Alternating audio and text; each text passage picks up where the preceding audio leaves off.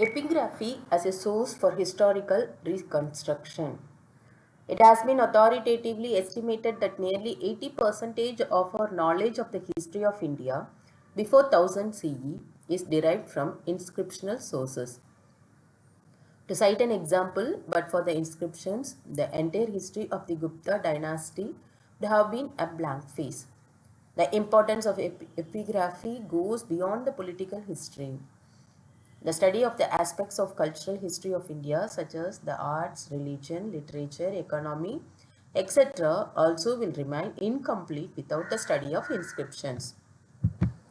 In most of the cases, inscriptions help in corroborating the literary descriptions. The paucity of historical materials is balanced by the relative abundance of inscriptions. It is estimated that there are more than 90,000 inscriptions from all corners of India and from every century from 4th century BCE. Inscriptions, unlike the literary tradition, provide almost the only chronological foundation. In addition, several thousands of inscriptions in the neighboring countries of China, Afghanistan, Nepal, Bangladesh, Pakistan, Sri Lanka, and Southeast Asian countries, and even in Africa and Central Asia, written in Indian scripts and languages, which are called as inscriptions of extra Indian territories, make the number in excess of 1 lakh. This number is excluding several hundreds of unpublished inscriptions. Thus, for a comprehensive study of Indian history, inscriptions constitute the most vital source. According to D.C. Sirkar, there is no aspect of life, culture, and activities of the Indians that is not reflected in inscriptions. However, the data from the inscriptions cannot be used in isolation or in a selective manner and needs to be analyzed collectively and correlated with literature, archaeology, art, historical vestiges, languages, and oral traditions for a better understanding of history. By carefully reading the inscriptions and understanding the meanings of the words, the multiple dimensions of history can be brought to light. History is not only the study of the kings and the deeds, the life ways and beliefs of the common people have to be studied and brought out through the use of proper historical research methods. The study of epigraphy is important since we get direct access to the words and concepts of the ancient period in the epigraphic text. Therefore, having knowledge in the languages of the inscriptions is very essential.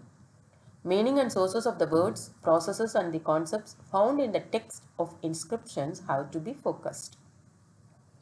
Inscriptions and social history. Social history focuses on various social institutions and communities that were part of the society. It focuses on the Varna system, formation of caste, transformation from tribe to caste in the society, and the social relations. The texts and inscriptions offer a lot of information on the Varna system of India, consisting of the Brahmanas, Kshatriyas, Vaisyas, Sudras, and other groups of people. This classification was always notional.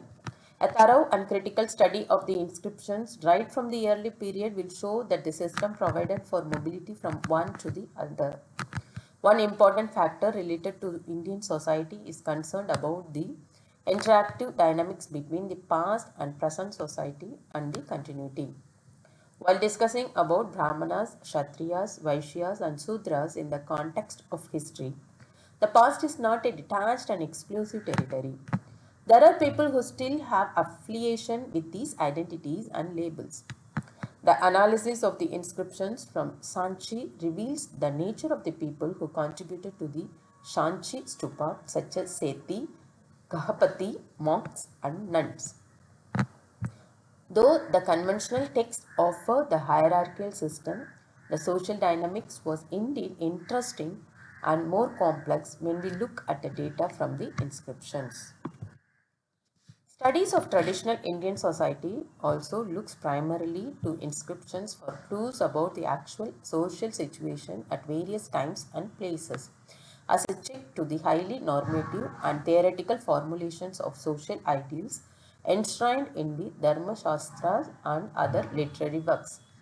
The inscriptional data of the Chola era provides us with a wealth of information about the social structures in the backdrop of religion and agrarian expansion. The inscriptions list various groups of people such as farmers, valents, potters, warriors, metalsmiths, and various other groups. The category of Sudra is rarely noticed in the inscriptions such as Sutirar and Fourth Varnam. Imprecatory passages in inscriptions offer interesting dimension of social history. They vary from simple warnings to severe abuses and thus mirror the then existing society and social values. Initially, the rulers issued their inscriptions in the allied Sanskrit language. From 4th century onwards, the religion languages began to replace Sanskrit as the chief epigraphical medium, and the process was near completion by the time of Vijayanagara rulers. Brahmanas and Brahmadeyas. The knowledge in Vedas, the Dharma Shastra texts and Puranas, various branches such as administration, sciences, and justice, made the Brahmanas an important component of the political system. In fact, it was an alliance of the Brahmanas and the royalty or Kshatriyas that contributed to the spread of various sects of Hindu religions across India and even as far as Southeast Asia. Sheldon Pollack captures the process in the phrase Sanskrit cosmopolis. The donation of land to the Brahmanas changed the relations of productions, and non-kin labor was used in the lands donated to the Brahmanas who managed the agrarian production. The Brahmins were given land rights through copper plate grants, and this ensured that they had proper documents for the ownership of land. Brahmadeyas are an important category of land donations made to the Brahmins from the early medieval India. Numerous inscriptions and copper plate grants are found across India, and they deal with the lands donated to the Brahmins and the shares offered to them.